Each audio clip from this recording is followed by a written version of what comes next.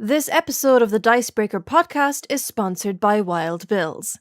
Ditch the manufactured flavors. Your taste buds deserve better. Treat yourself to Wild Bill's premium handcrafted soda pop. Mouth-watering beverages that allow you to escape to the most interesting places imaginable. Cheers to refusing the drink from the mainstream. Cheers to kick-ass canned.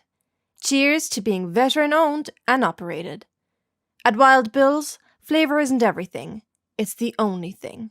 Use discount code CHEERS15 for 15% off your first order.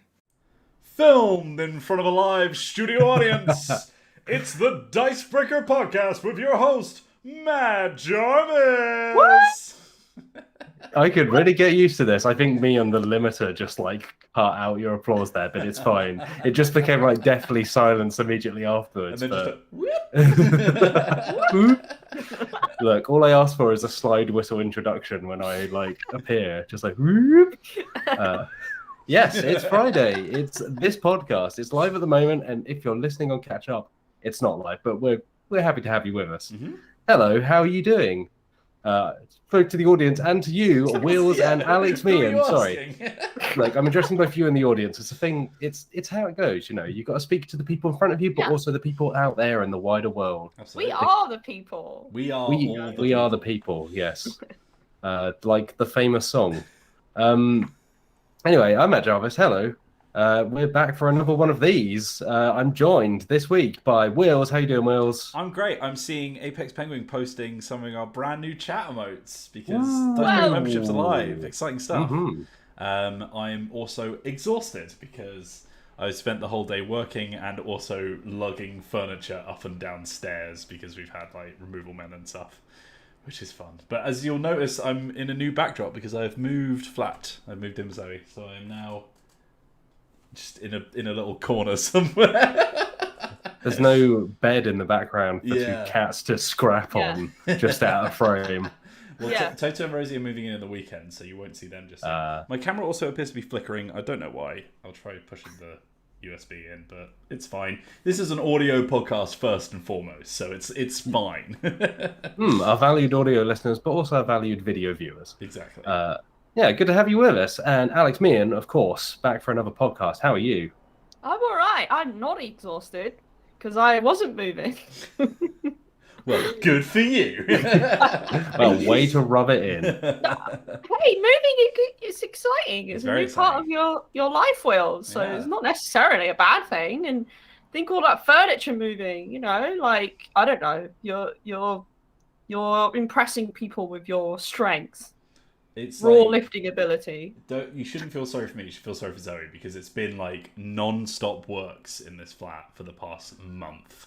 She's basically just been living out of her bedroom. It's not been fun. But we're getting there. Wonderful, nice. Exciting stuff. Well, I mean, the fart machine upstairs luckily has decided to give me a break today. So as I say that, I'm just anticipating it, kicking off again.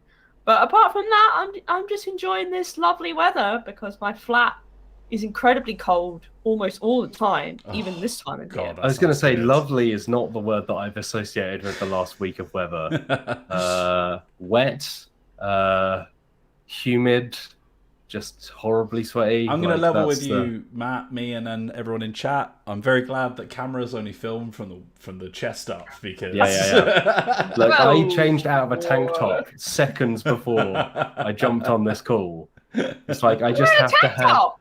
Yeah. It's my new thing now. Yeah. You drinking a Stella and watching the football. You know that I wasn't. We had a conversation about football literally yesterday. You were regaling me of all the tales of when you used to go watch Stevenage.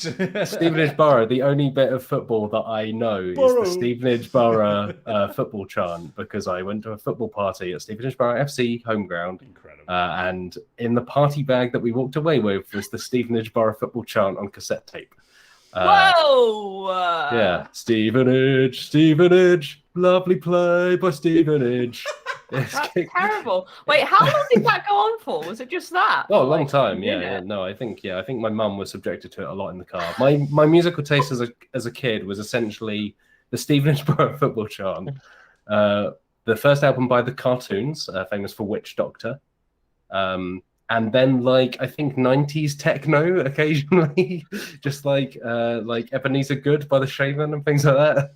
So somewhere in that mix was me as a single digit child. Matt, every time you tell us something about your childhood, I gradually sort of you'd think I'd gradually piece together how you became the man you are now. But honestly, it's none of it makes sense. I mean, it reflects my now in that it like me is a large mess. Anyway, should we chat about some board game? Oh wow, you just changed.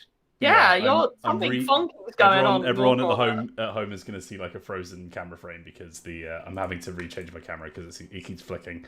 I'm worried that it might be quite bad for people with epilepsy or anything like that. So please bear in mind that currently you can just see my shoulders on the podcast. My disembodied head. While you're sorting that, let's chat about what we've been up to this week. Alex, Meehan, was it last week you're off? I can't remember. Time is a flat circle. Yes, it was. I was not here last week. Welcome back. I was in another dimension, another realm. Because that's what happens when I'm not working. Yeah, but how was your week off? What did you get up to? Or did you play anything? Did you watch anything? What did I do when I was off? Well, I visited my parents, which was a mixed experience. We watched the football. Yes, I've heard of it. Now there's double Matt. This is wild. I'm trying not to pay attention to what's going on next to me. I've literally just moved flat, so my computer is just not set up in any way, shape, or form. But please do not look at the man behind the curtains. Yeah, you're just pushing the visual boundaries. That's all. my mouth might be out of sync now because I'm having to just record Google Meet. I'm sorry. It's okay. It's fine. You're an auteur, Will. So I am. You're just exploring different visual methods. This podcast has been described as Lynchian. Are you similar to David Lynch in the fact that you just don't give... whenever anyone asks you, a question, oh, was this your intention? You always say no. Expand on that. No. Sorry, carry on, man. Yeah, that's fine. No, while I was home, I played some more backgammon with my mother. Backgammon's great. Yeah, it's great. We have this old set that smells musky. Because it's really interesting. It's I don't know how old it is, but it's in a case that you can carry around. Oh yeah. Yeah, and the outside of the casing is made of some sort of felt material or something. I feel like I've never seen a backgammon board that wasn't a briefcase kind of folding thing. Those, briefcase ones. It was a gift, I think. But they're really lovely. You can get some really really plush ones. Well, I'm sure this was lovely at some point in its life. But now, it's just historic now. We played some of that. Always good fun. No, we did not gamble. Because that's what it's made for. Yeah, my family home is a wholesome place. And we also played some classic card games, as we always do, like Rummy and that sort of thing. And then I also played some Pokémon trading card game. Still on that bandwagon. Riding off into the sunset. Yeah, that sure is a trading card game. Yeah. Look, you're focusing too much on the trading card game bit and less on the Pokemon bit, which I think is the reason that people like that game. They like to have still playing it. a shiny Rayquaza. They like to have a Pikachu that's on a surfboard. A really big Pikachu. Nobody's playing the Pokemon video games and going, oh yeah, the gameplay here is the thing, right? You just use Thundershock 100 times in a row. That's Pokemon. There you go, everyone. Matt solved it. That's Pokemon. You look high up Pokemon in the skill dictionary? strat. That's what it says. No, I mean, the thing is, I will say it is a fairly basic game, and to be honest, a lot of it hinges on whether your deck is one of the current decks that are really people are playing in the meta.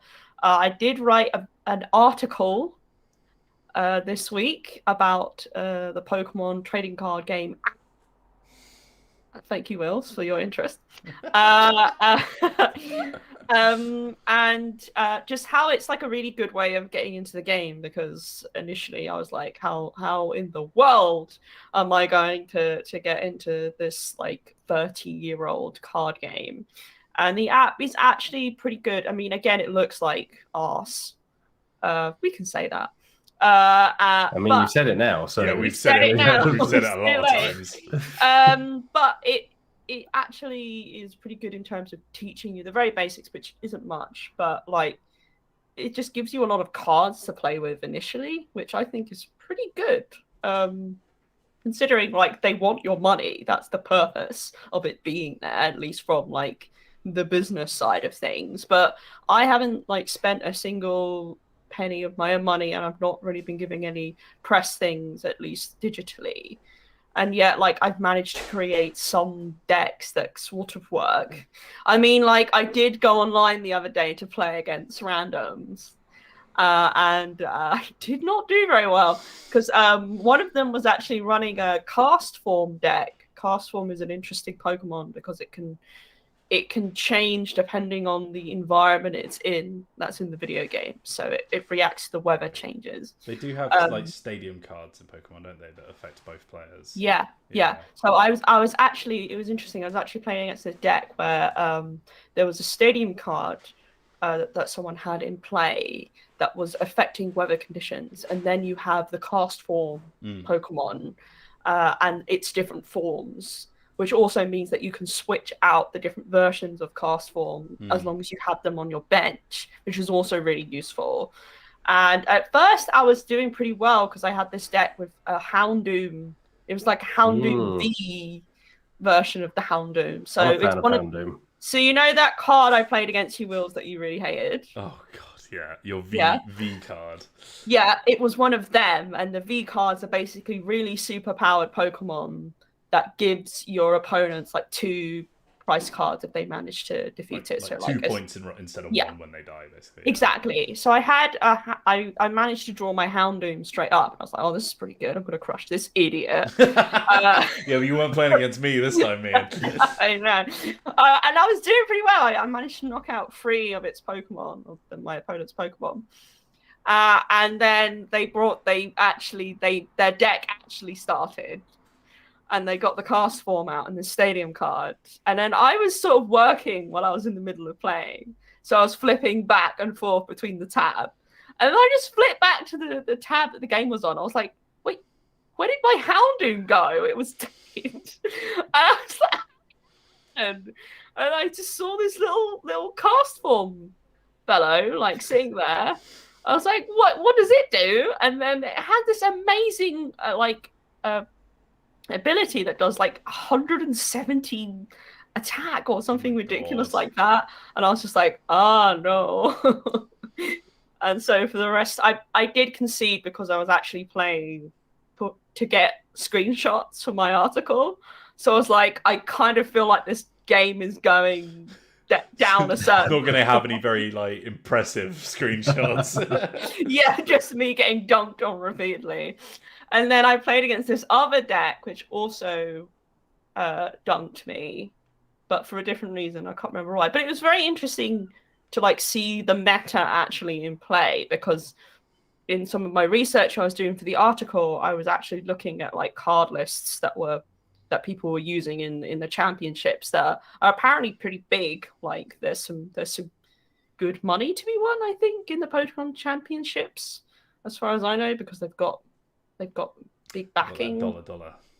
But yeah, I actually saw that cast form one on the list, so I was like, But the really cool thing is when I was looking at the app, there's this function where you can directly copy card lists from online into the app, and it will just make that deck for you. Yeah, you can do that in Arena as well. It's that's very such handy. A cool function. Yeah. Like, obviously you've got to have the cards to do it.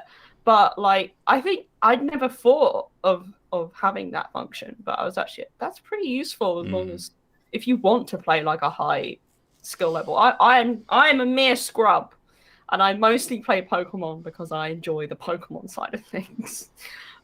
You can tell that by my username, which is Swoobat 69. As soon as anyone sees that, like on the matching screen, they know exactly. They should know exactly what they're getting in. They see that username, they're like, "This will be easy." It's the spirit of the thing. Is it to me? But I actually got a very interesting shipment arrive yesterday at my home with some Pokemon related things in there. So I'm excited to sort of get to grips with the. Why are you laughing? So just the way you said a very interesting shipment made it sound like the East India Trading Company delivered it or something. Yeah, like it was like potted. Yeah. Breaking it open with a crowbar. They say they have gunpowder from the east that explodes in colours. Hello. Sorry, I'm getting looked at because I'm loud. But yeah.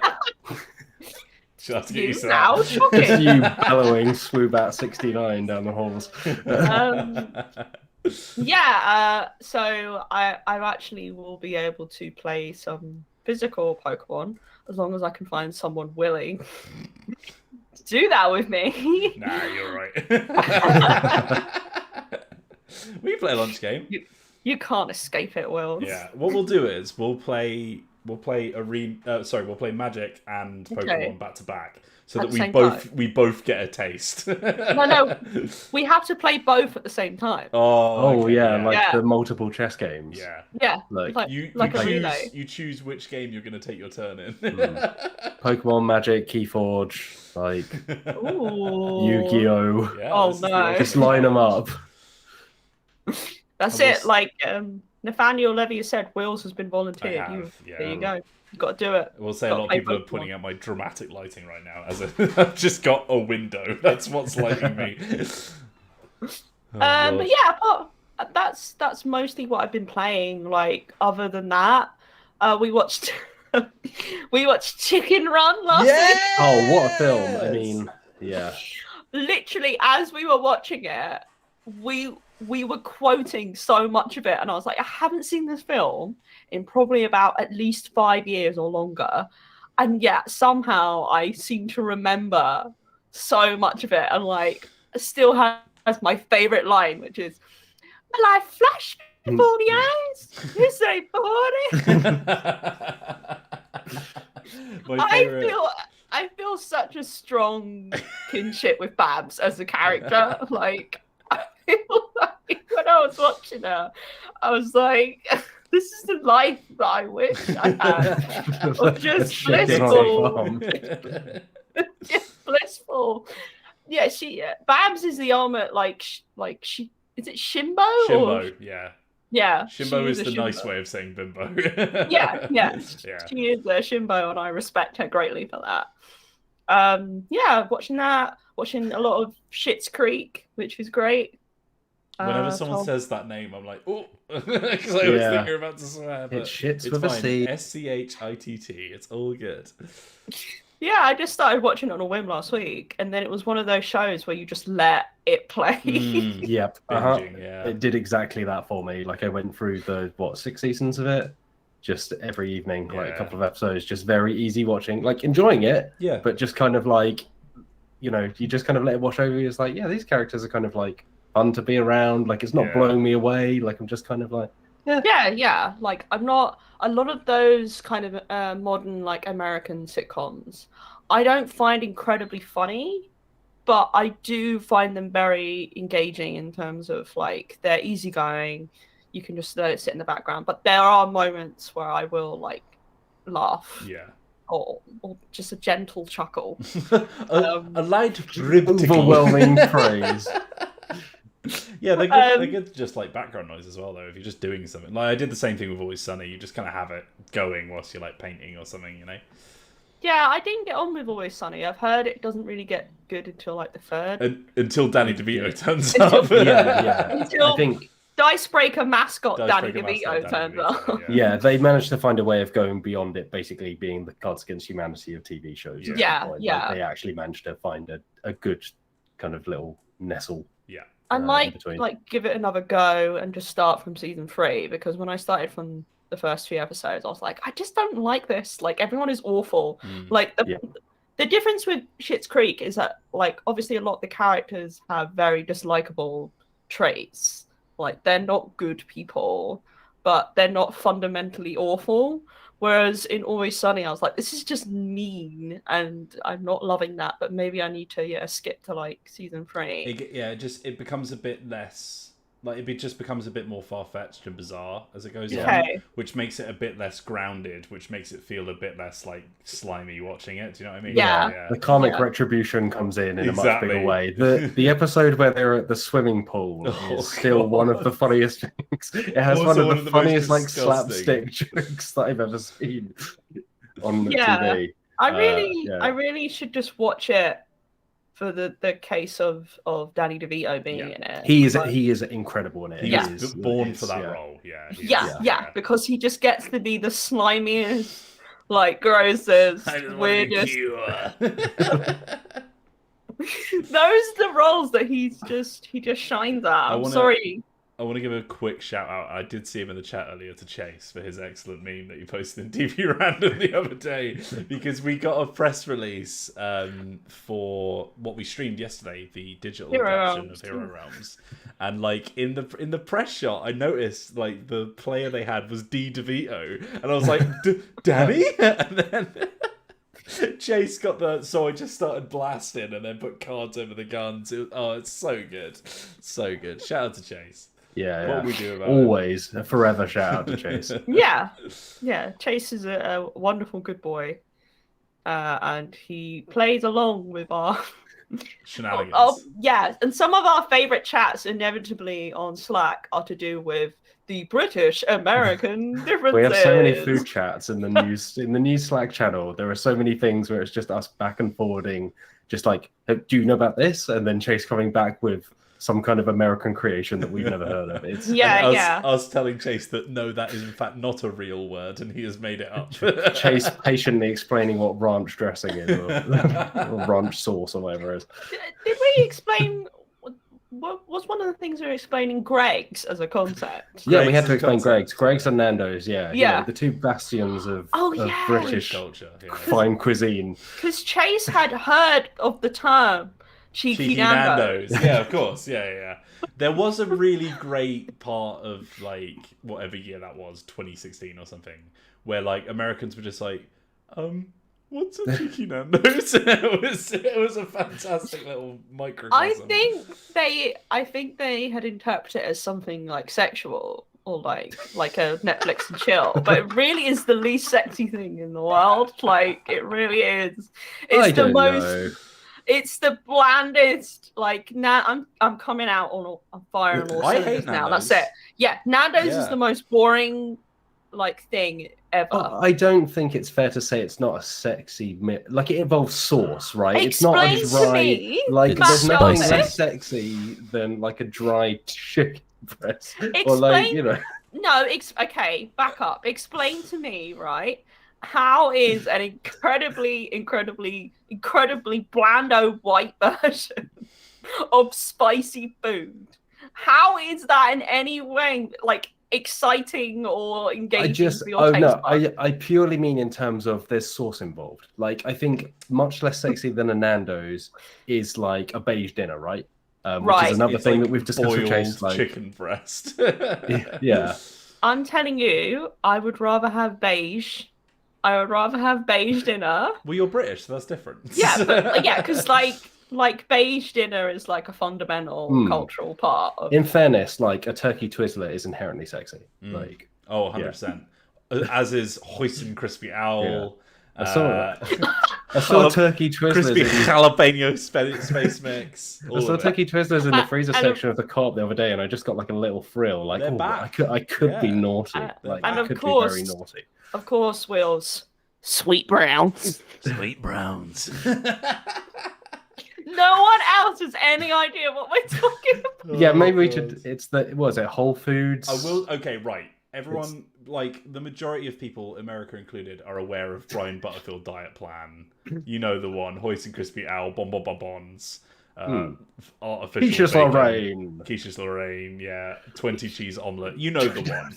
Imagine that, but it is instead an advert for a very cheap, very dodgy food shop in the UK. Yeah. Yeah. And it's read out by a very excited man from a 90s advert. Yeah, because the thing is I think anyone could appreciate that video, but I think the thing is what you really truly need understand it. to really truly understand it is to understand two very basic ideas. It is cheap food outlets from UK, Frozen such as food outlets. Yeah. such as Iceland, right? And 90s adverts that were like bordering on the level of disturbed in terms of like how into things whoever's voicing it is. The reading material here is the Kerry Katona Iceland adverts from like 2001 through 2004. That's why moms go to Iceland. Yeah. And I said you buy one, you get one free. I said you buy one, you get one free. I was literally about to bring him up, Matt. Oh my god. Oh god. That and any like sweet based advert from like the 90s or late Fireball. 90s. Yeah. The wild thing is, America still has their own version of these adverts still running because they're just on local network television, and it will be like, "Come on down to Bob's Burger Grill House. We got all the food here," and it's just like the cheapest advert you've ever seen. That was the main inspiration. Do you remember when we did the Hamburger Helper worldwide? Yeah. That was the major inspiration for Hamburger Helper advert that I did is the fact that I've seen some of those very, very cheap adverts that run on network television.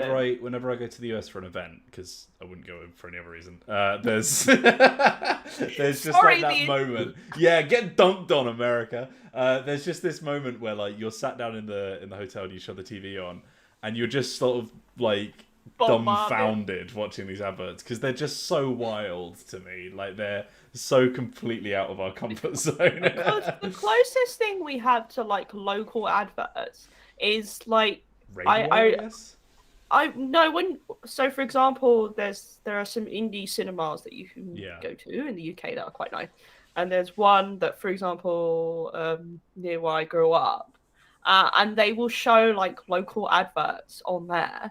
And there was one for an estate agent, I remember very specifically. Because I remember watching it and going, turning to my mum and going, did someone pay for that? It was on the level of... It's the point that they didn't pay very much for it. That's the issue. Yeah. It's like anyone who like worked like a Saturday job, like just somewhere where there was a radio playing. Like I worked in a garage like on Saturdays and stuff like that, so there would just be the like radio blaring Heart FM or Chiltern FM or something like that. Just like I feel like there's a real nostalgia that I have for like very bad radio adverts, like you say, just like super local, you know, normally another like a garage or like a furniture shop or something like that, like very kind of like broad. As well, like they always, because they have to have their jingles, but like they can't really afford anyone to write a jingle, and they can't afford to license real music, so they always use like nursery rhyme themes, and it's like it's so cursed. It's like, go and get your car repaired, ding dong. It's like, it's awful. It's so bad. What I will say to you, listeners and viewers, what Will Stitch did then is incredibly accurate. Yeah, it's yeah, that wasn't a joke. That was like, that might as well have been lifted from one. Oh god. I love our podcast about local British culture. Look, it's what people listen to us for. There's plenty of American podcasts where they just chat about American food or American, you know, like I have absorbed a lot of American culture through nothing but podcasts. It's time for, like, it's one of the few things that Britain has going for it. Like the list is very short now. Listen up, America. It's time to duel. The difference is, Matt, that the British thing that we talk about on here are just very, very niche, very specific, like just like weird, odd things that we just find amusing. Yeah, there's probably some English people who wouldn't understand what we're talking about. Probably not. Right. Yeah, it's like when Liv on the stream yesterday, Liv and I were having a conversation via the chat, the YouTube chat, about specifically 2000s children's programs, and how like semi-inappropriate and disturbed they were, such as Dick and Dom in the Bungalow. In the Bungalow, yeah. I've played more than one game of bogeys in my life. Have we all?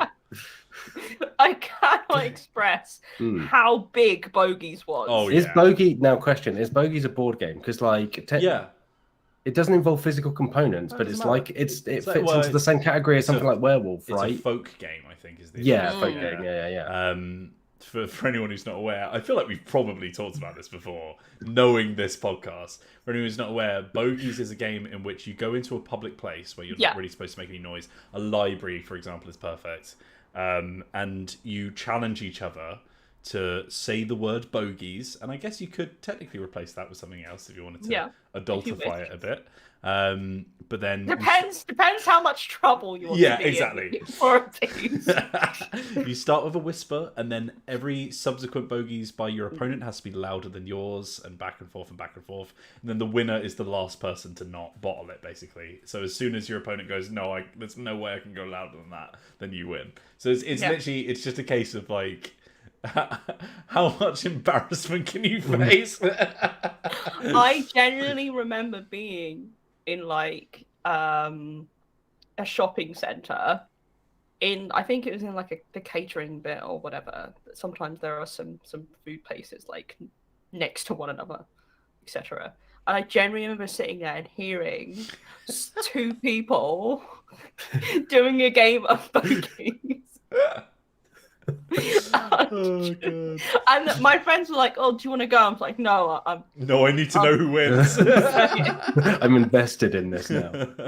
We had a game that we invented in uni when you were drunk, and it was like 2 a.m. after going to the student union. You'd go into the student library, which was 24 hours, and we would play Pac-Man in the aisles of books. You are the worst. But it was literally like you could move as fast as you want, but obviously like the faster you moved, the more likely you were to get kicked out. So it was like a sort of like, like speed walking. I think the main game we played at university in the first year, where you're in student halls, and the student halls that I was in were grim to say the least. Deliberately chose the cheapest one, and boy, was it cheap. And we would play a game where it's fairly simple. You get a saucepan, preferably a large one. Yeah. And then a ping pong ball. Yep. And it's basically ping pong or table tennis with your saucepan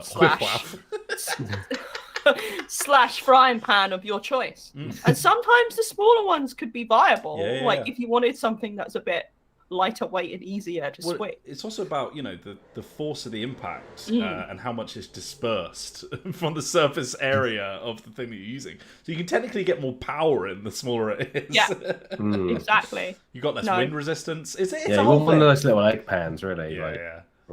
Little sauteer. Yeah.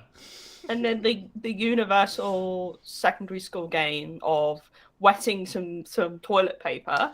I don't know if I call that a game. In the toilet. No, because it's more just vandalism. Yeah. No. You would see my way of doing it, myself and a few other people who knew that we were all in on it, was seeing how much of one wad of toilet paper so it's kind of like bogey situation on the ceiling that you could make. Yeah. Obviously, the heavier it is, more likely it is. It would probably start bringing down the tile. Like if your school was anything like mine, just start bringing down those tiles. That was the name of the game, was it? Yeah. It was like who can die of asbestos poisoning first? I'm generally now imagining some poor soul like going into the toilet and then just dealing with your crap. Right, Matt. What's next? Yeah, what have you been up to, Matt? Yeah, Matt, Meehan, that was your what have you been playing section. I just want to point that out. Well, the good news is I've been playing nothing because it's been a busy week. After we had last week's podcast, where I was on with Chase and Jason and Liv, Chase mentioned Ostro, which is a game I then went and bought because it sounds very good. It's a map-making game. Or a map charting game, I suppose, where you kind of explore Wind Waker style. I haven't actually played that yet. I went out and bought it almost like immediately after that podcast, and was like, I will play this over the weekend. And then my weekend got very complicated for various reasons. And I didn't manage to play it. So I haven't played that. I also bought some beautiful tarot cards, which I'll show to the people at home. Wow, The Modern Witch Tarot deck. They are just incredible, honestly. If you are interested, the artist is Lisa Sterl. I just went and bought some because I was thinking about RPGs that use tarot cards as a mechanic. And Chase very kindly sent me a list of some of his recommendations, and I also haven't played any of those yet. But so my week has been a lot of looking at things and going, I can't wait to play that, which is a common occurrence, I'll be honest. There's also... Yeah, I finally managed to sign into Pokemon, though, after 2 weeks of not being able to sign in. That was great. Hey! It only took having to contact their customer support to verify the account that I logged into previously. It was a whole You need thing. to play with me, Matt Jarvis. Yeah, we'll play at some point. I need to get some cards. I've registered some cards, I think, from physical packs, but Yeah. I've got some new physical packs, which I can register. I need to go through the tutorials again and just beat the crap out of Zach, because apparently Zach's back for more after I...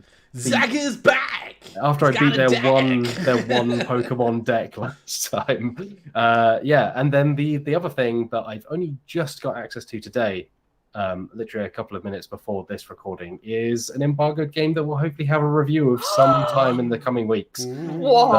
I can't say what it is, and I haven't played it yet, so I can't even... Is it the one that's as large as your flat?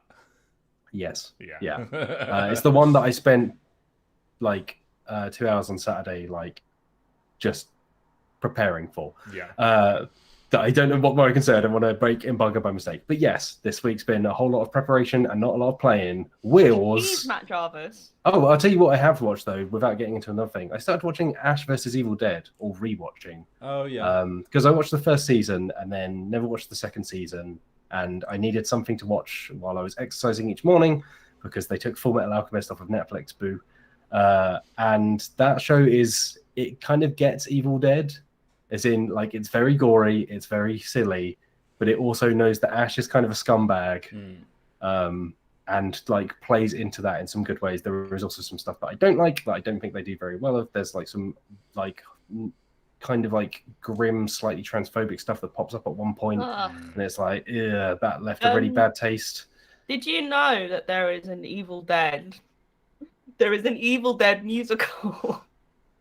No, I knew there was a video game coming. No, I'm pretty sure there's an Evil Dead musical that's like very low. I'm pretty sure it was very small, and it was like locally created. But apparently, it was really good.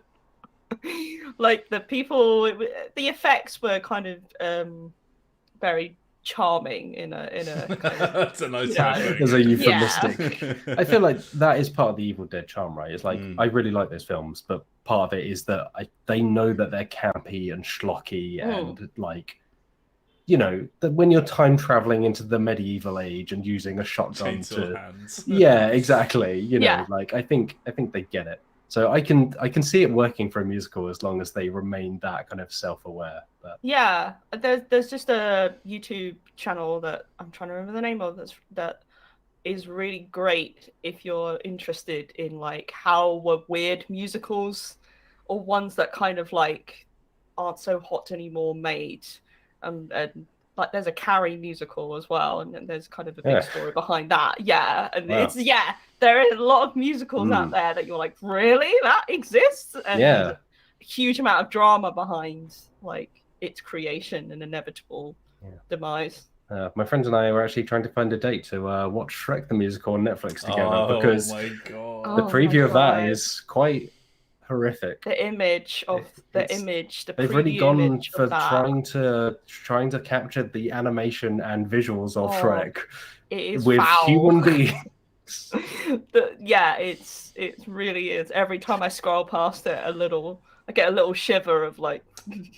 Speaking of cursed musicals, did you know that there was a Spider-Man musical? Yes. Yeah. Have you watched that video? Wasn't it like written by U2 or something? The music was like written by Bono, and it was The Edge or whatever, and like it was like one of the I think it was like one of the most disastrous Broadway musicals ever put up or something, because like there was so much like theatrical like swinging and all kinds of crazy stuff that just went completely wrong. So many people got like injured and oh god, it was horrendous. The story behind that musical, I think the same YouTube channel also covered it. I'm pretty sure it's like Turn Off the Dark it's called, which is a terrible name. And Bono Vox out of the U2 did the musical, the music for it, and you can hear that. Just a lot of people were like the person playing Spider-Man had to be replaced because literally injured himself so many times, because just like people, not even the production, the idea of the production itself, like the concept could have worked. It's literally people making basic errors of not like setting things up properly. And that's wild to me because the clearly the amount of danger that people could have potentially been in, but also the costumes of that show are just. So they didn't just do Spider-Man. No, they had like the Greek spider goddess and stuff. It was like, what are you doing? the story for that show is off the wall in terms of like what they decided to go for.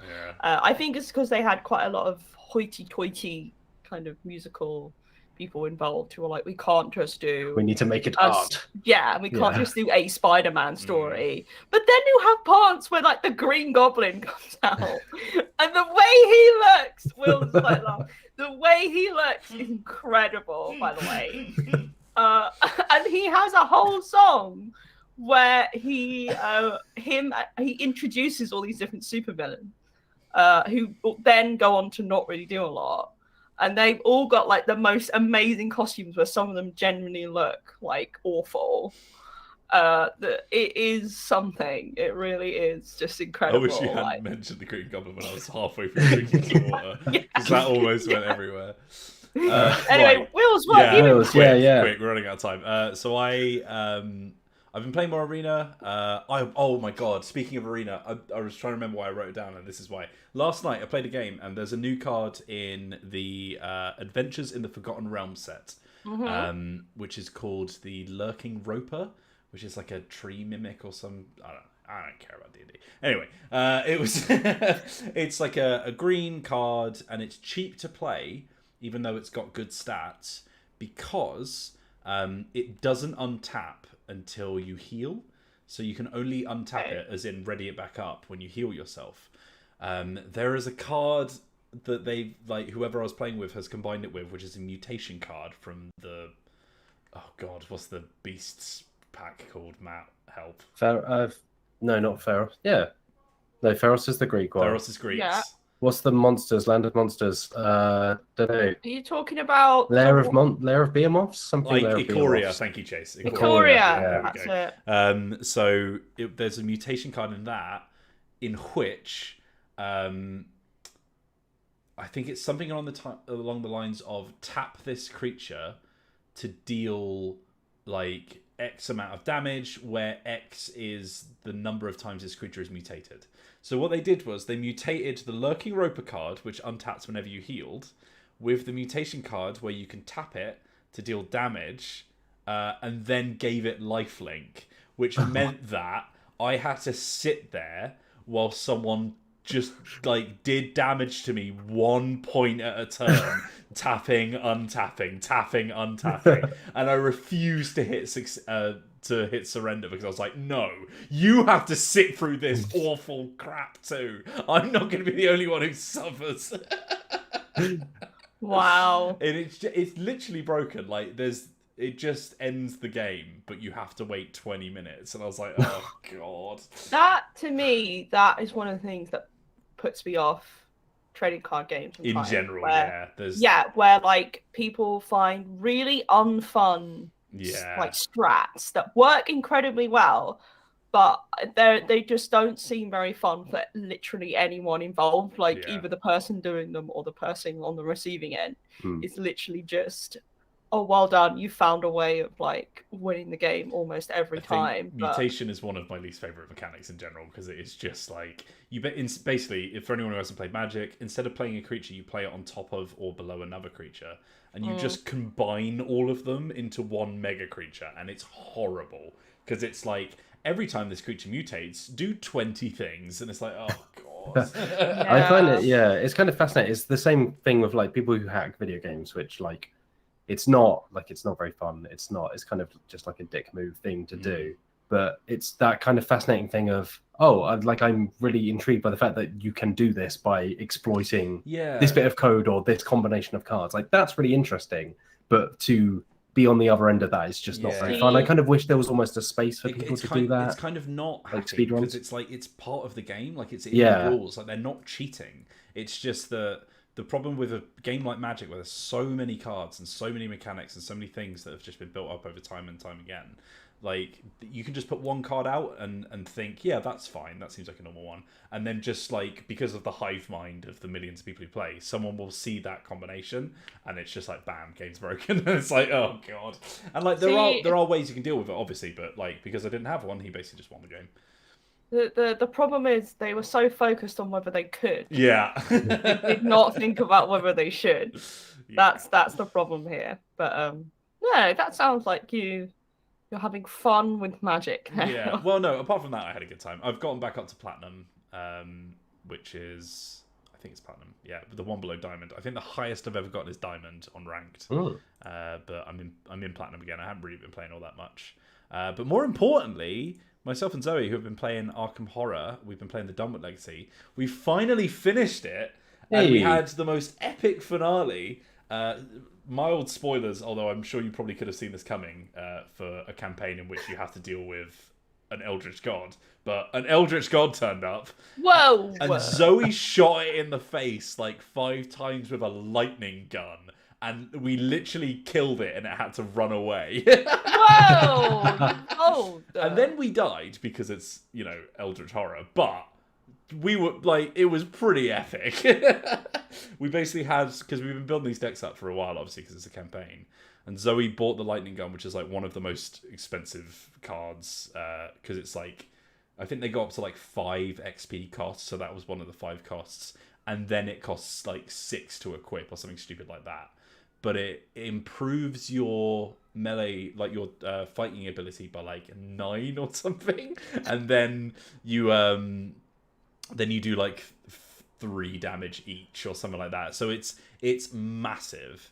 But then I was playing as a survivor character, and we had some of the new ones, which meant that you could have a couple of the other colours in your deck as well. So basically, we had loads of cards that just give you more ammunition for your gun. So we drew them all at the end. So I think Zoe had like 15 charges of the lightning gun as well. So we were just like, oh, Eldritch God, is it? Not anymore.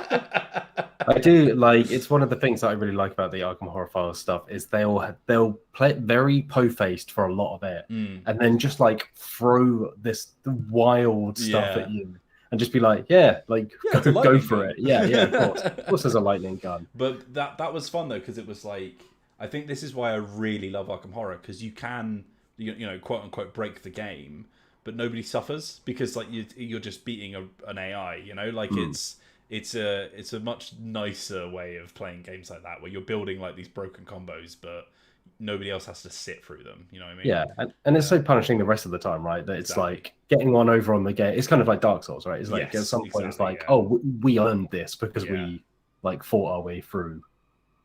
But that's what I've been playing, and we spent 50 minutes talking about nonsense. So let's carry on, because we've got another stream after this one. That's we do have a stream after this one, or at least you do. We'll move on. I've only pulled one news headline this week, but it's going to actually roll into our segment, because arguably the biggest kind of award in the board game world, the Spiel des Jahres, has been announced for this year. Oh yeah, and so Spiel des Jahres, for folks who don't know, it's been going about 40 years. It's decided by a jury. It's a German game award, if you couldn't tell by the name. It typically awards kind of like what they call family weight, so kind of games that families could play. So don't expect to see massive, 5-hour like strategy games in here. It's just not an award for those. But what it does tend to recognize are games that kind of point at where the hobby is kind of going, at least most of the time. They kind of overlooked Pandemic Legacy and Risk Legacy when all of that happened, then had to kind of backstep it and give it an award a few years later. But most of the previous award winners, you'll recognize the biggest names of the hobby. So there's things like Carcassonne in there, there's like Ticket to Ride, Catan is the obvious one, like Code Names. There are definitely some anomalies. We'll come on to that in a second. But generally, you look at it and you go, okay, like here's a game that people really liked, but also did something that pushed things in a slightly new direction. So like Dominion, for instance, like introduced deck building, like really influential, and you can see like 10 plus years later how big that was. The Spiel des Jahres is like a really interesting award that many people disagree with. It's fun to kind of disagree with it, as with all awards. It's like the Oscars, right? You can just be like, oh, shut up. But with, slightly less racism. So typically it's like a good measure of where the hobby is at. So this year's winner, to bring it all short, was Micro Macro Crime City, which if you've listened to this podcast before or watched the YouTube channel or read the website, you'll have probably come across before. It's essentially, it's a bit like Where's Wally or Where's Waldo meets something like Sherlock Holmes Consulting Detective. You got a big old map, you're given a case to solve, and you solve that case by looking on the map and finding someone who's committed a crime, whether it's like a murder or a robbery or something like that. It's weirdly dark at points. Like, I think it's one of the criticisms of it, right? Well, not necessarily. It's like, I think that it's like, it's kind of dark humor, because it's got like a very like cartoony kind of almost like kiddie art style, but then they'll be like, stabbing each other and like, there are some like really dark bits, but it's like, it's kind of, for me, it felt quite funny because it was in that kind of context. It was like, it was like, don't hug me, I'm scared or something, where it's like that, that weird mix of like, oh God, but with like children's cartoon aesthetic. What's really cool about it, and this is the thing, and I can see why this won an award, because it's a really, really unique, interesting, and cool design. And it's like just the way that they do things, like just in the fact that because it's a big map and you've got like, people walking over it, eventually you'll realize every part of the map is in kind of like a different bit of time, so you can follow somebody walking through the city. So you kind of like, it's not just sort of like trying to spot things, it's also like following their path and seeing what's going on. And then the example we always give is like, somebody goes into a subway, so you have to work out which subway exit do they come out of, because they got the train or something. You have to like read into what's happening in a scene. You might notice things and you're like, ooh, what's that guy doing? Why is he involved? And follow where they come from and all that kind of stuff to try and work out the clues. The problem for me is that whilst it's a really, really, really cool concept, I played it with Zoe because we played the Sherlock games together, and like we got halfway through and it felt very early on like we'd seen everything it had to offer. Because it didn't really introduce many new tricks, and it didn't feel like things were really getting much harder, to the point where we'd look at something and we'd be like, I think I've worked this out already. Because like, you can see something, you're like, oh yeah, like I spotted that 4 missions ago, because it's just a big map with all the things on it, right? You don't bring out a new picture every time, it's the same one. So you'll be like, oh yeah, I've seen this like superhero guy all over the map throughout the entire game, so I kind of already know what's happening. And there was literally that case. I was like, right, Zoe, ask me all the questions and I'm going to try and solve it without even having like looked at them, like, because I'm pretty sure I already know what's happened because I've seen it all. So I think it might have been the case where they were like, the designers were like, okay, we've got this really, really good idea. And clearly, I think they thought that the idea would be enough. Yeah. To kind of carry the entire thing. I've seen that happen with various other bits of entertainment or whatever, where like you're like, that concept is really great, but then they don't do enough to develop it because they just think, oh, that's enough of a compelling, aspect of the game. And it's a shame because you're like, I really like the idea of it, but then there's only so much that you can really play of it before you're like, oh, I'm a bit bored now. Yeah, it felt like a very, very good proof of concept, which is why I'm really excited to see what they do with it in the future.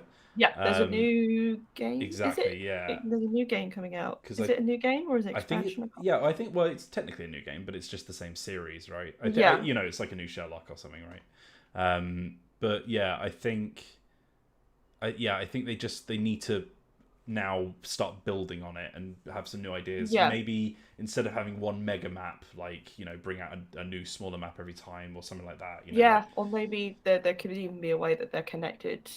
You don't quite realize how they're connected yet, or something like that. But yeah, I think the Spiel des Jahres tends to award games a bit like that, where they do, like Matt said, they do kind of point towards the direction of where board games could be going or have been sort of going for a little bit. And I think sometimes it's done as a way of like being like, oh, this is like the predecessor. So for example, Dominion, even though I really like it, is far from the best deck building game out there, but it was like the seminal, seminal one to kind of kick off like what followed, which were loads of deck building games that kind of built on that idea.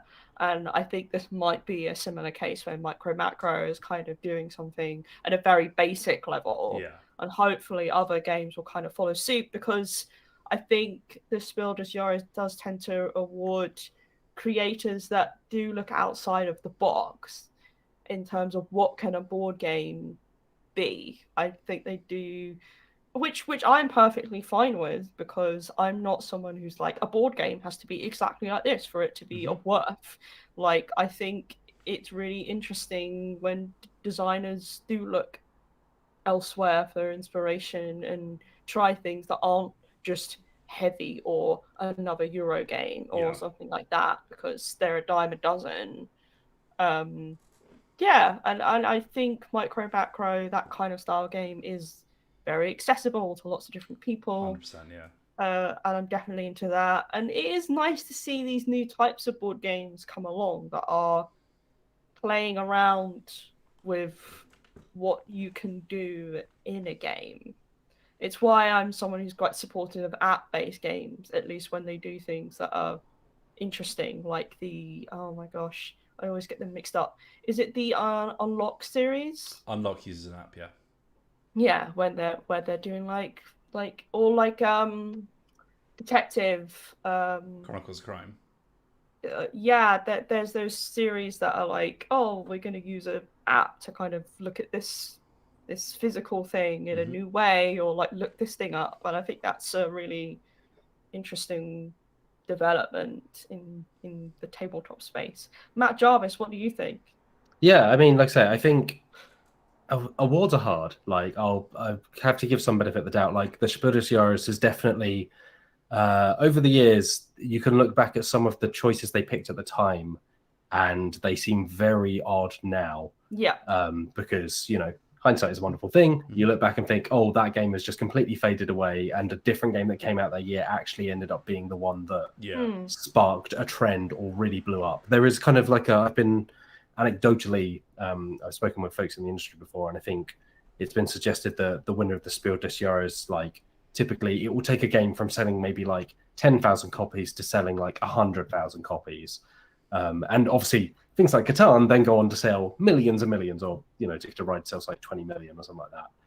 But I think it's one of those tricky things where, like, gimmickry versus like actual like revolution is like a kind of a hard thing to judge at the time, right? It's like Risk Legacy arguably should have won the Spiel des Jahres in 2011 or whenever it came out, and it didn't. But you know, you look at things since then, and particularly the 5 years that followed that, and then Pandemic Legacy. You know, legacy games were the thing, and they've kind of died down a little bit now. But you can see that them becoming things like Oath, you know, the Chronicle system there. So I think this is a really interesting one. I think it very much fits in with what the Spiel des Jahres typically awards. It's a much better winner than last year's, which we'll get onto in just a second, because it's not a forgettable bit of naffness. Yeah. I've not played Micro Macro, but I've heard Matt, Wheels, and Lolies all talking about it. And don't get me wrong, I think the general consensus is it's good, but it could be a lot better. Yeah. That's still like worth noting in the fact that we've actually been talking about it. Therefore, it doesn't necessarily have to win an award because it's perfect. Just that it gets people discussing, the game itself and also ideas as well. What it's doing. It's certainly one of the most interesting games of like the last year. 100%. Like when you look at it alongside, so the other thing that was nominated was Zombie Teens Evolution, which is a sequel to like a kid-friendly I've never heard of Zombie it. Kids Evolution. So that's kind of a weird choice. And then The Adventures of Robin Hood, which I haven't played myself. That seems interesting. That one. It uses like an evolving board, so that again has some kind of like something that goes outside the boundaries, which fits a bit. For the sake of, before we move on to our segment this week, I will say though, like I've seen copies of Micro Macro like around, but I've not seen copies of any of the other games, and I don't know whether that's because they're not available or because they're just not. Might be. So like Spiel des Jahres also limits itself to German language releases. So often things will be awarded like a few years after they came out in English, or they'll take a couple of years to then filter into English, often spurred by the winning of the award. But I think Micro Macro is one of those ones that has managed to see quite a wide release already. I think like it's garnered quite a bit of coverage and buzz already, which is I think the majority, pretty much all the text in the game is just on the little cards that you use, so it's probably one of the easier things to localize as well. As far as sorry, Matthew Jarvis. That's right. So there was a couple of folks asking in chat, and for those wondering, the Spiel des Jahres is the, like say, kind of family weight. That doesn't necessarily mean family friendly in terms of theme.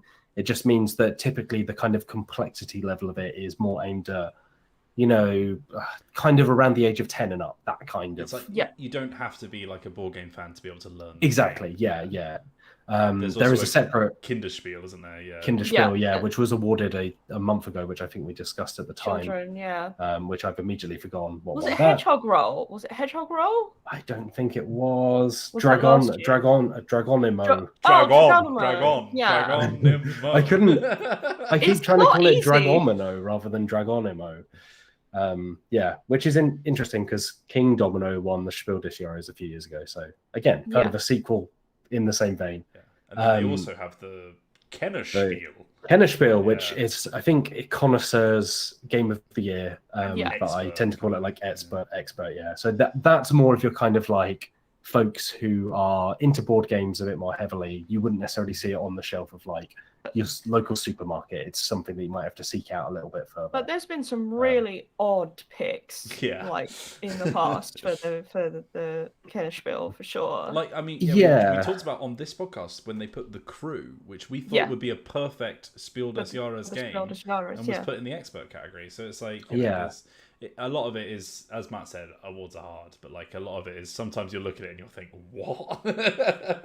So this year's Kennerspiel went to Paleo, I've heard, which is like a co-op game set in the Stone Age. Give it a go, actually. I think they're putting out a new edition because there was some discussion around the fact that it's quite whitewashed in terms of its visual presentation and characters and so on. So they are putting out a new edition, but I hear good things in terms of the actual gameplay mechanics. I'm fairly sure we covered it because I'm pretty sure it released via Kickstarter. I swear, am I thinking of a different game? I don't think it was Kickstarted. Okay, maybe I might be wrong, but so that one and that. So the other runners-up were Fantasy Realms, which is from the designer of Bear Trail at House on the Hill. And Lost Ruins of Arnak, which I believe you've played, Meehan. Oh, I love Lost Ruins of Arnak. Yeah, so those were the other Kennerspiel nominations to give you an idea. Is that the kind of racing game? Is that which one are you talking Arnak? About? No, the Lost Ruins of Arnak is a deck building game / worker placement where you like go to an island and you basically try to get treasure and do research and stuff. Oh yes, check expeditions and that. I must admit, I've not played the others. but when I played Lost Ruins, I was like, I am quite biased because it's a deck building game, and I really like deck building games. But I thought it was really good, and the designers. This was like their. Sorry, that was Holly. This was like their debut title that they designed, and it was so good. And I was just like, wow, maybe I think they've maybe done some work in the past on other games, but well, obviously Paleo is hopefully it's good because I really like Lost Ruins of Arnak. Matt, this brings us very easily. neatly. Oh, there we go. So we decided to mark this year's Spiel des Jahres winners. We would this segment would be what we're calling the Über Spiel des Jahres. Der Über Spiel! And with a little asterisk because we're only covering the last 10 years because 40 years is not going to... we're not going to fit that into the next 20 minutes. So what we've done is we've got the list of winners from the last 10 years of Spiel des Jahres. And we're basically just going to decide what we think is the best or most deserved winner. Yeah. And obviously, this is our own opinion. I'm sure we will debate among ourselves. But I'm going to run down them. So I've gone from 2012 to this year. Obviously, we won't have played all of these games, but these are the Spiel des Jahres winners from 2012 onwards. So 2012, Kingdom Builder. I've heard of it. It's a game by the creator of Dominion, Donald X. Vacchino. Is that the box where it's full of wooden pieces? I think it's a very big box, yeah. So hexes. That's followed by 2013, Hanabi, the game where you hold your cards outwards. It's all about fireworks. I love Hanabi. 2014, ready for this? Camel Up. In parentheses, first edition. No ladies here today, which is probably for the best. So that's the camel racing and betting game, which we have a playthrough if you haven't seen it before. This is a big 2015, Colt Express, the train robbing game where you program your movements. 2016, Codenames. I think everyone kind of knows Codenames. It's very tough. It's a classic. 2017, King Domino. You create a kingdom by putting down matching tiles like dominoes. 2018, Azul, the tile drafting placement game where you're filling rows to complete a wall of tiles. 2019, Just One, the party game where you have to describe a word to someone, and if any of your clues match, you get rid of them. So that's kind of the gimmick. 2020, Pictures, where you make pictures using a variety of methods.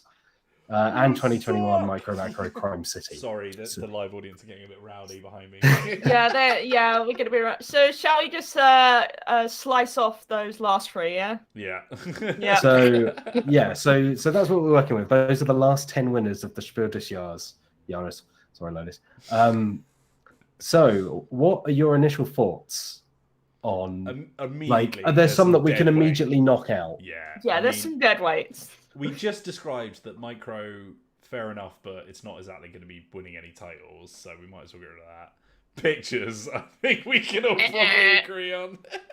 So, I think, you've played Pictures, right? You played it at PAX, or... Let me explain Pictures quickly. So you have, a grid of cards, kind of Codename style, where, they're all just sort of stock images, which is the other thing. So it's not it's also just really ugly. Let me just point that out because it's made from just photos that people have probably found online. Stock images. Exactly. Yeah. No. It's a cyber woman with corn or whatever. But the problem is cards where you have visual prompts. You've got some big competition because you've got Dixit and Mysterium and stuff where you've got these gorgeous illustrations. Good game. Yeah, good games when you've just got this crappy little pictures thing where basically you have this grid of photos and you, I think you get randomly assigned one that you have to give clues to other people about. And then you have 4 different ways of giving clues. One where you move ropes around. One where you have little coloured cubes which you kind of use like pixels.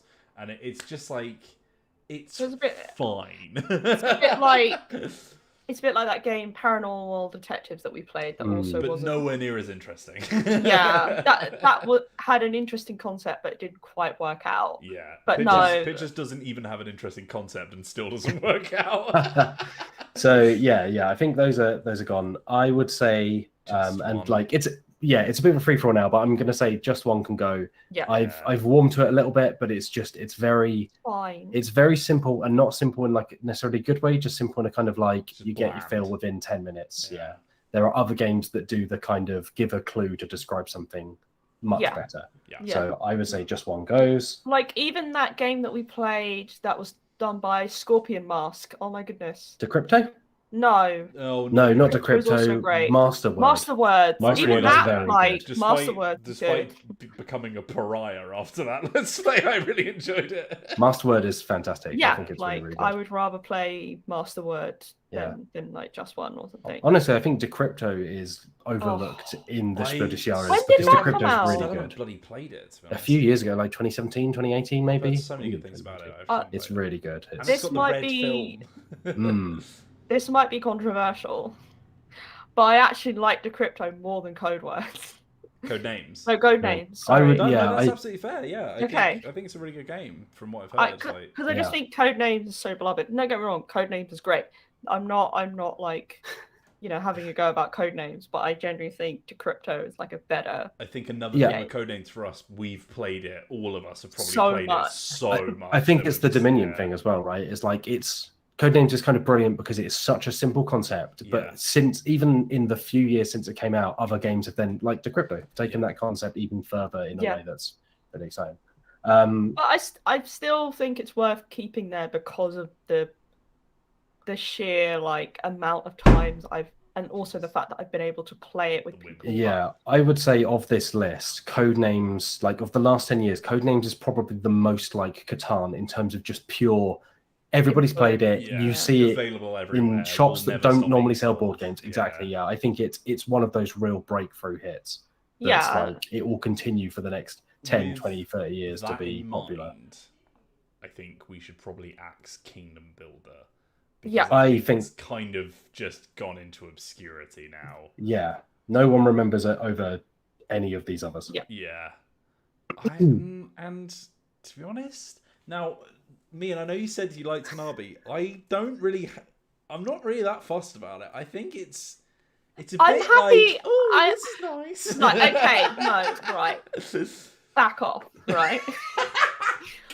Number one, I am happy to cut it out Yeah. if the two of you aren't that keen on it. Yeah. However, I will speak for its honor. Hanabi is a game that I have played quite a bit, and I think it's just a concept that obviously we've seen elsewhere now, but I think it's just a concept that is perfect for having a quote good time in terms of it just leads to shenanigans.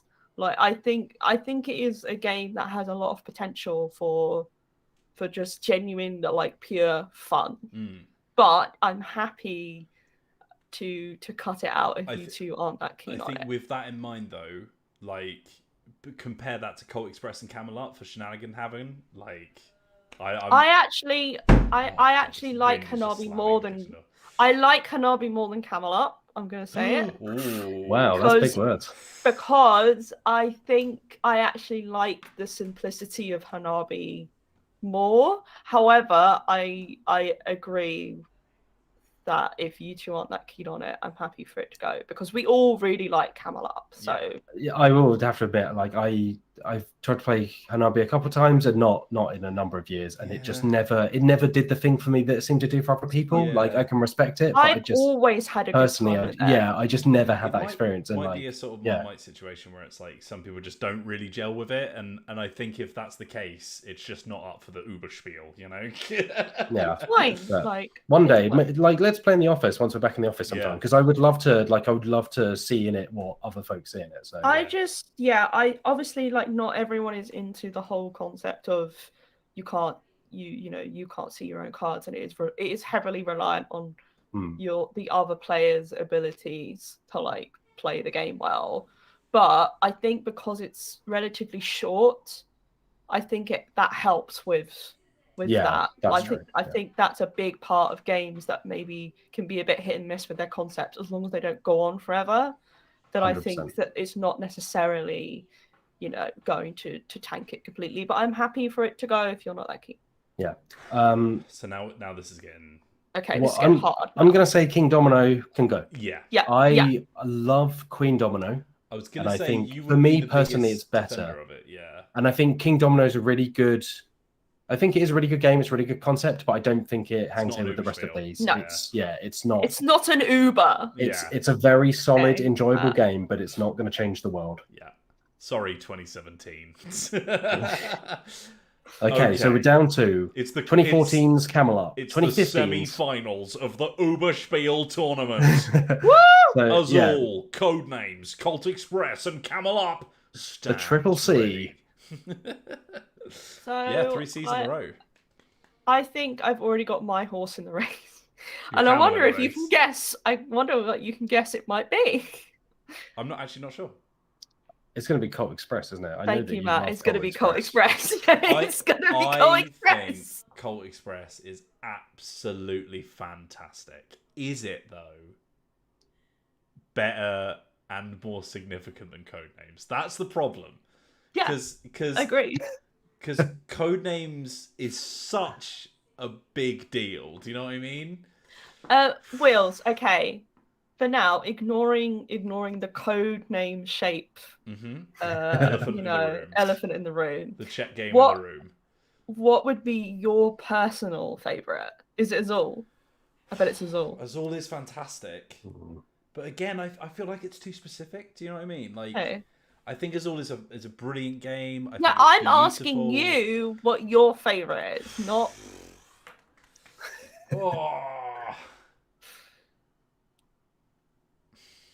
Matt, what about you? Do you have an answer?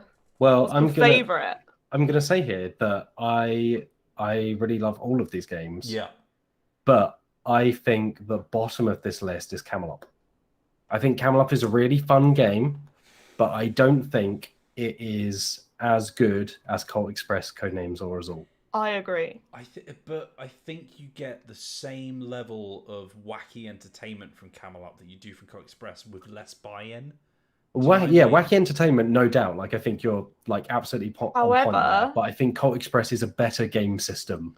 Yeah, and I think like for a game award, it is like more important. Yeah. I think there's just so much more to Colt Express. Yeah, I'm happy to bin Camelot in that regard. Yeah, I think if I'm breaking out a game at a party, it's Camelot over Colt Express. But if I'm trying to be like, look, if you can only board play games one are of really the two for the rest of your life, Yeah, exactly. Yeah. Oh God, it's okay. Right, it's the final three, which means we're in drag race territory now. Right. So Camelot's gone. It's where fallen by the wayside. This is where we film all of them winning because we can't let each of them know which one they've won before it gets televised.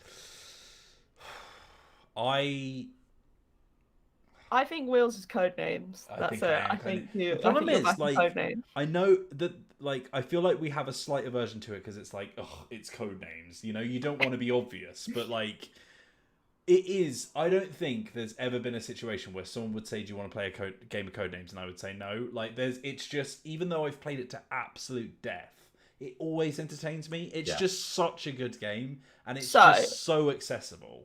So the two of you, because Azul, I do really like Azul, but I'm not willing to die on a hill for it. No, me right? Either of you two, that particularly.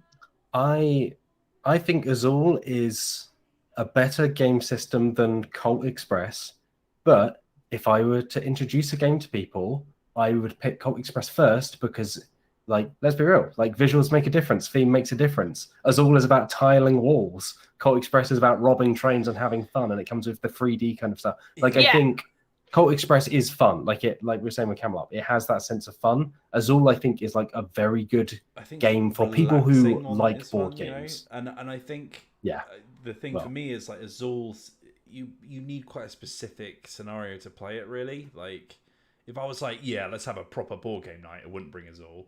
If I was like, let's just do something stupid, I wouldn't bring Azul. Like, it's very much like, it's Sunday and, like, it's raining outside, let's have a nice time sitting down playing Azul. Yeah. And I'll have a wonderful time because it's a fantastic game. Yeah. Agreed. It's not as versatile as the other two. No. You know?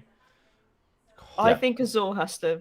I think it's a worthy runner, and I think in terms of in terms of design, like it's great.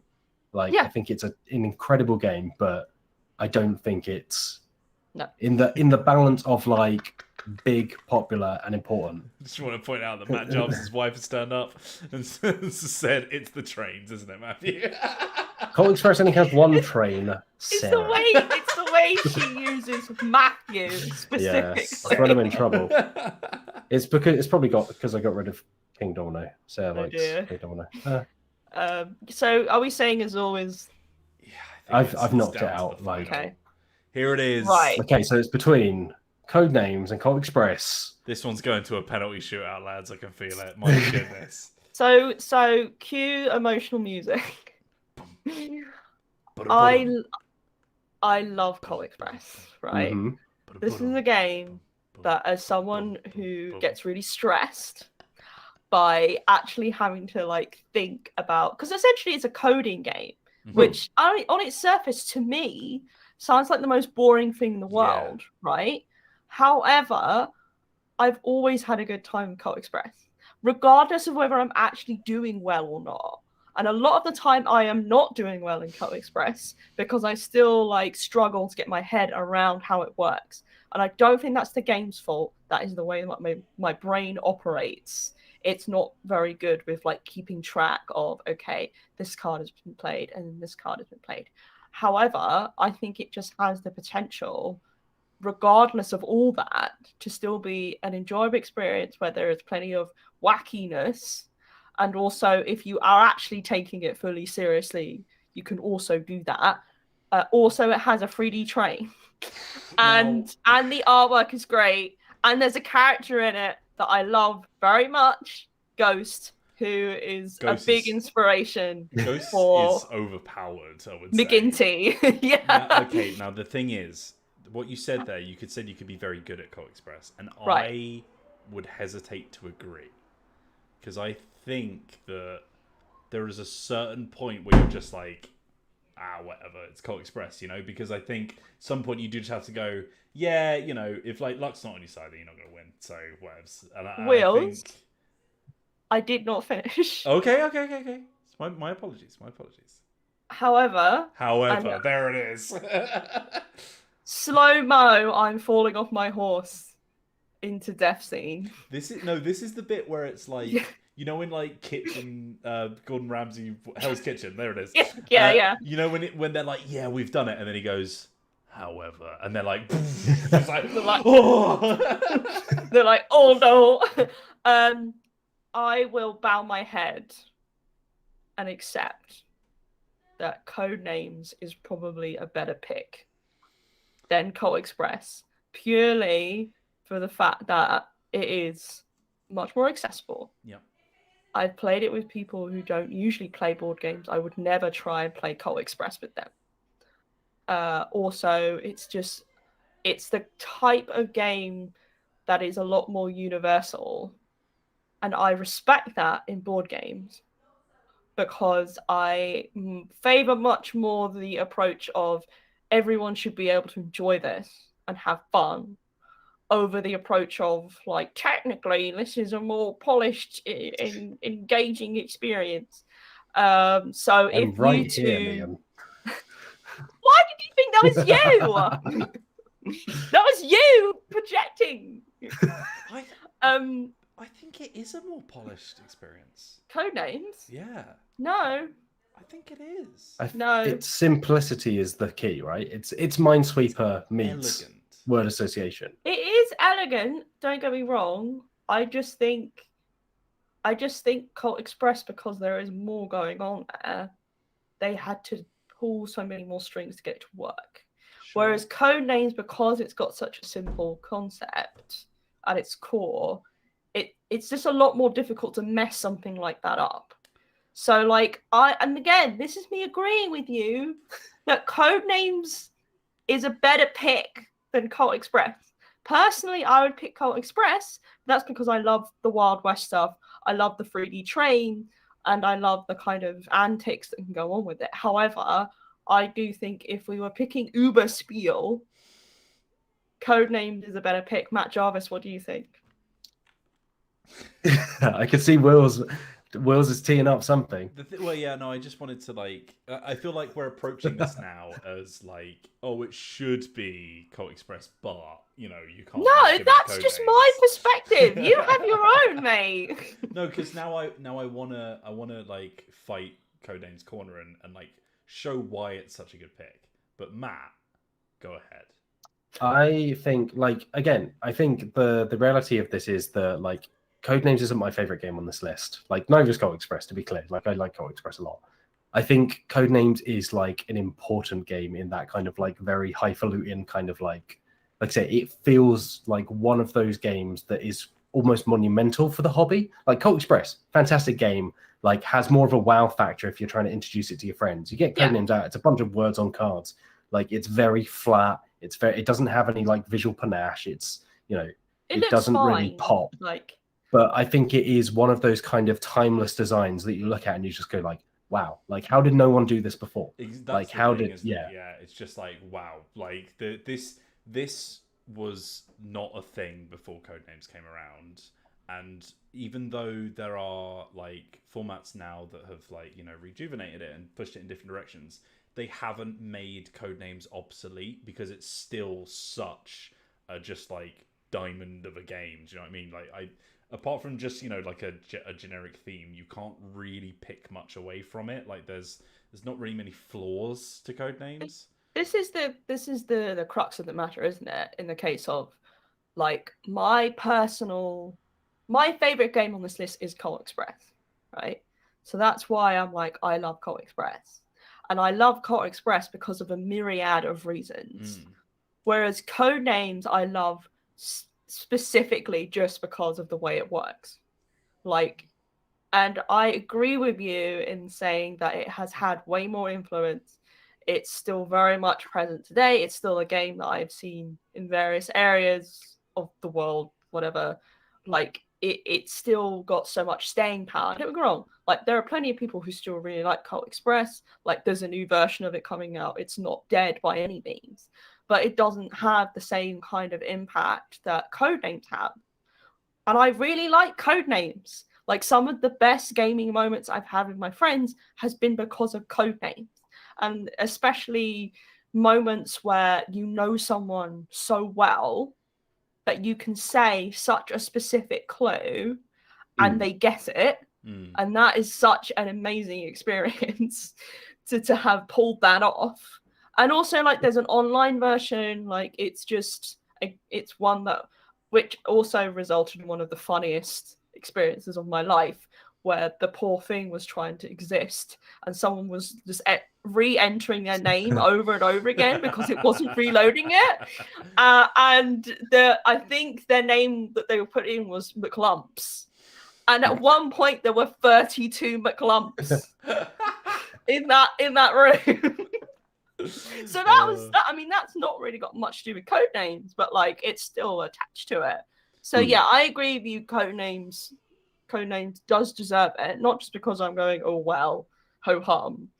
It's just that my personal favorite is Colt Express, but it's not just me; it's all of us. So, and I think to once again, like to lift Codenames up and to show why it deserves it so much. Like I think one thing that Codenames has over Colt Express is the level of mastery that you can have in Codenames. Like it's a like honest to goodness game, right? There's like you could have a Codenames world champion, absolutely. I don't know if you could say that about Colt Express. You know what I mean? I think no. I would say I would say the big downfall of Codenames to me is that it can depend on who you play with, because I think if you really want to play sport. I really think if you want to play like a high level, let's call it a high level of play. Yeah. If you know the person you're playing with so well, you can use those very personal connections to do well, which is both a plus and a minus in terms of it's a plus because that's such a special sort of experience to have, but also it's a minus if you're playing with. I find when I'm playing with randos, it is a less enjoyable experience. Whereas I think that doesn't affect Colt Express. Like Colt Express, you can play with anyone, and it's going to be a similar experience. But I still think, because you can have those moments of code names, and it is affected by that in such a good way sometimes, that I genuinely think it is a better pick for the Über Spiel. Yeah. Sorry, Karen. I was gonna say there is like I think one of the it's both one of the strengths and one of the weaknesses of Codenames is that it's very like language dependent, in that you can have those, like, it's like a very social game, right? Like you say, Meehan, it's like you can have inside jokes, you can use things to bounce off, but I think also that means people who, it's like playing Scrabble, like people who just don't have like a large repository of words, or like are playing in a second language or anything like that, or maybe don't know like specifics. Yeah, it can like be like if there was an animal on the board, you could try and use a specific term to connect it with something else, and they might not know what that is. Yeah, which I think could be frustrating at times. So I think sometimes that can impact it. I think the highs are higher because you have like that much kind of more intimate, like we were on the same like wavelength moments of like you got all 5 connected to the word shrew. Like, but I will also say it's the kind of game that someone could be watching a group play it and hearing what they're saying and could relatively understand what's going on. Whereas Colt Express just isn't, it's not that kind of game. You actually need to be playing it to know what's going on. And that's the appeal of Codenames. Definitely wins on an accessibility for anyone, I think, because it's literally like you can teach it in a couple of minutes, right? It's like in terms of rule set, but it's such a simple design.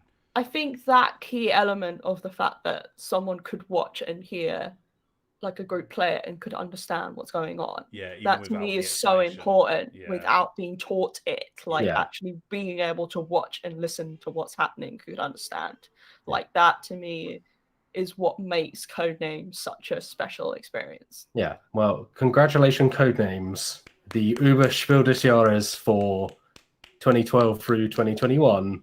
And well done, runner up. Commiserations and congratulations to Colt Express as all, Camel Up, etc.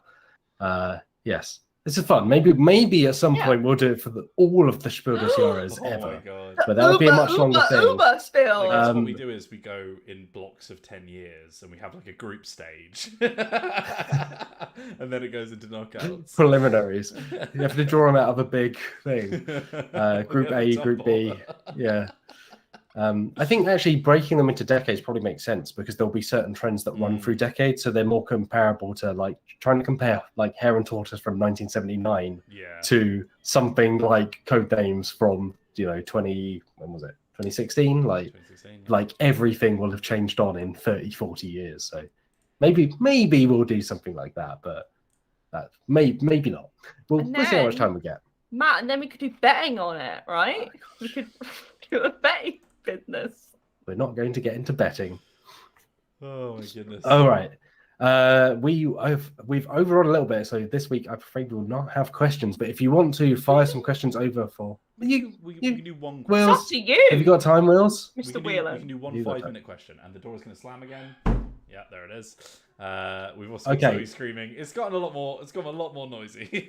Wills, if you've got the time for one question, would you like to read one of these questions that we have? So, hello, and we kind of talked about this earlier, so this is a good one to answer. Hello, DB team.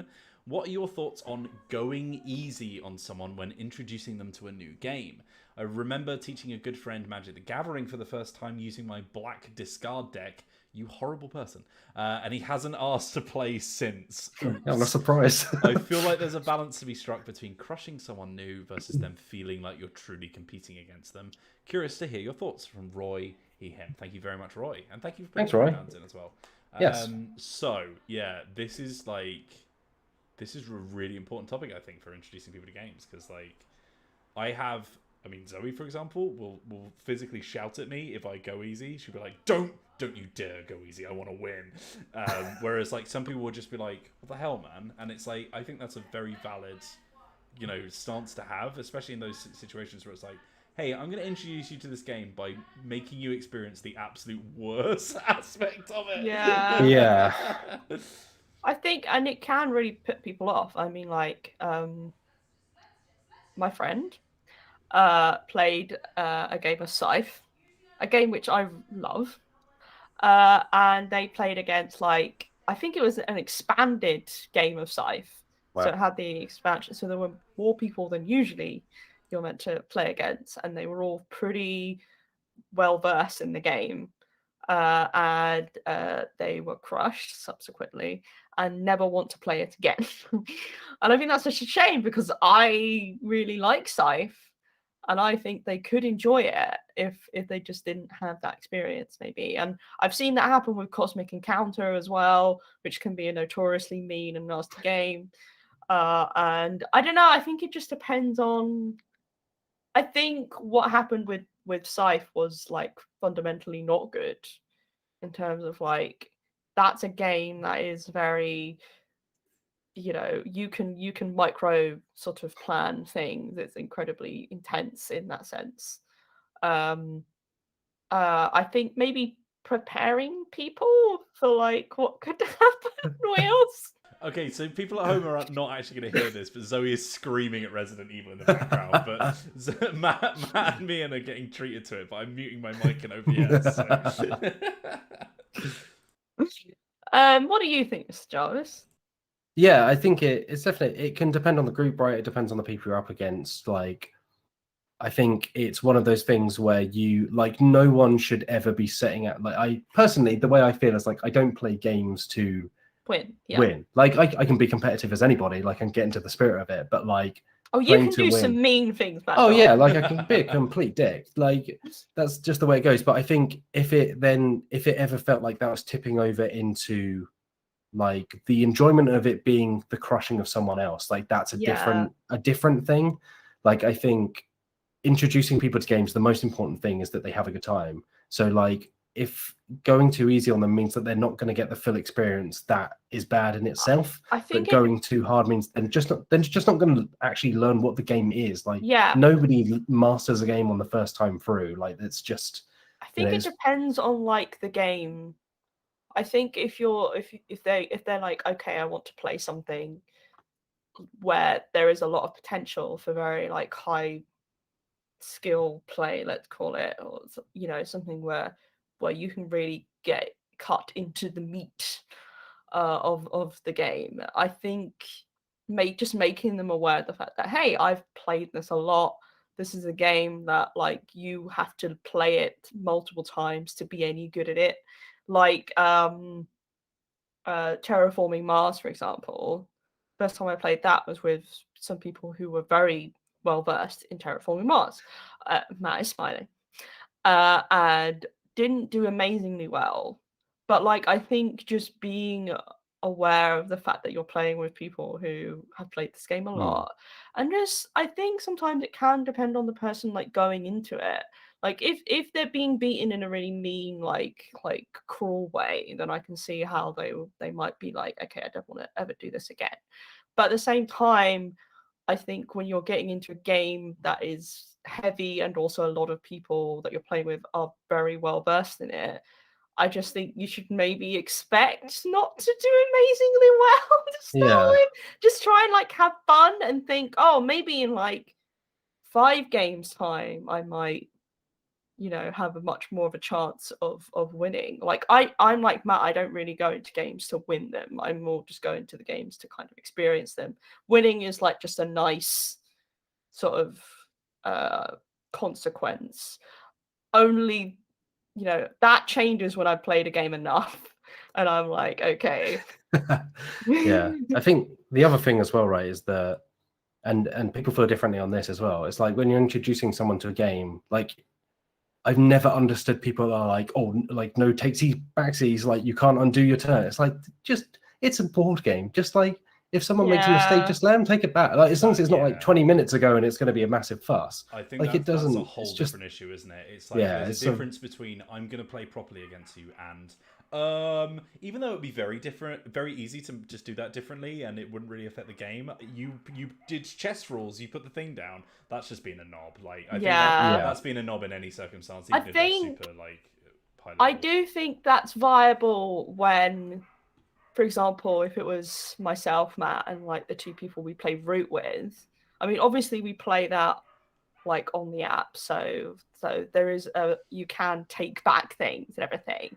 But I think once you're with a group of people playing a game that you've played a lot together, I think then maybe you can put in some rules of like, I think that's sure, yeah, taking like the mick a little if bit. everyone's like familiar, yeah, I think it's just that line right between like you don't want to be too much of like, oh, you should do this, you should do like quarterbacking as they call it, like.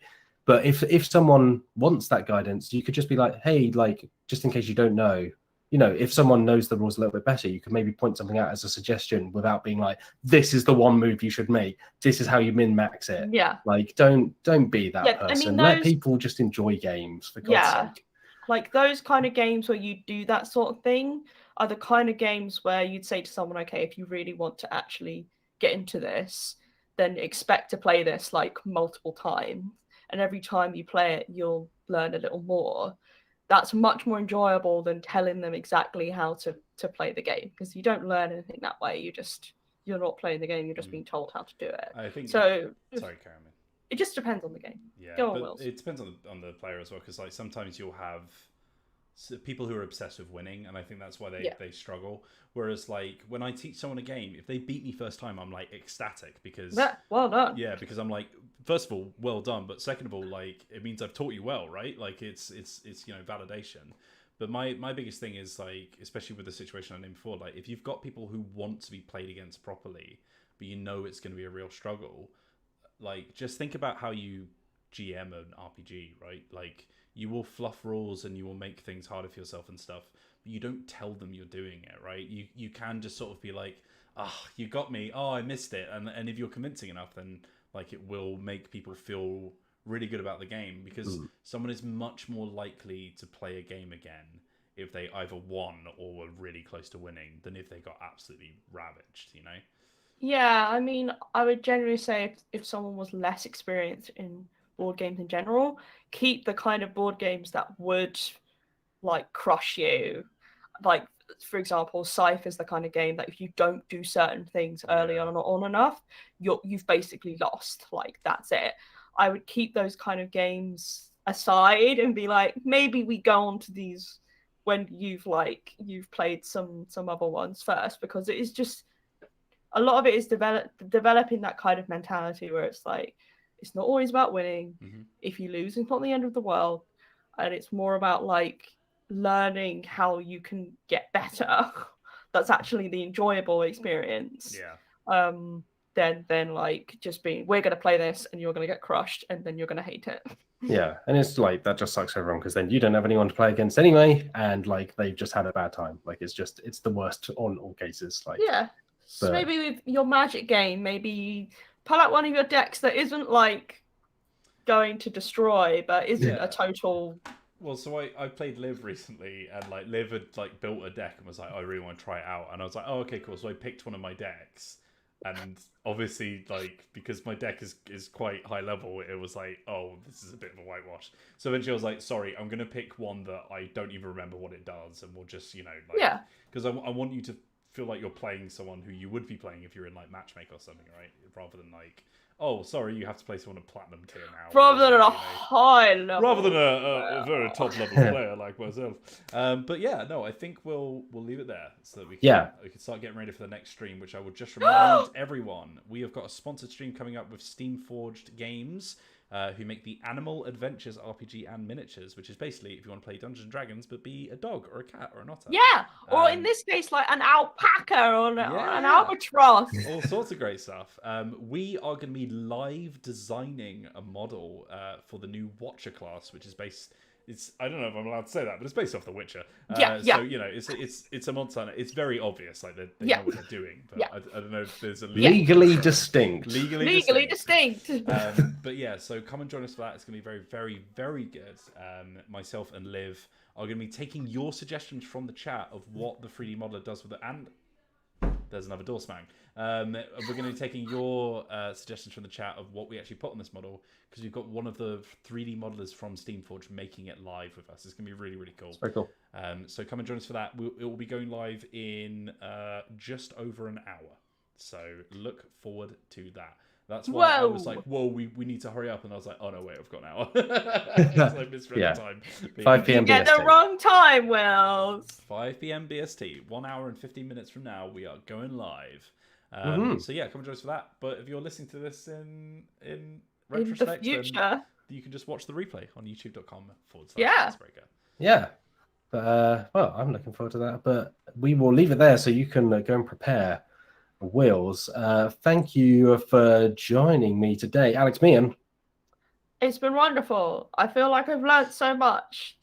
And my goodness, you sound so sincere about it. Thanks for being here, Wills, as always. Thank you very much for having me. I'm sorry for the screaming and the door slamming and the dog barking and the lack of lighting. It's a There's a dog? Dicebreaker podcast. We wouldn't have it any other way. Thank you to everyone in the chat. Like I say, if you've got any questions for next week's podcast, hopefully we'll answer a few more. You can email us at podcast@dicebreaker.com. Find us on Twitter at Join Dicebreaker. Email. Send an email. Or just head over to the website and drop it in the comments. It's all good. But until we meet again for another Dicebreaker podcast, thank you for listening. We'll be back next Friday live at 2 p.m. BST. But until then, stay safe out there. Look after yourselves. Play some nice board games and have a lovely day. Bye-bye.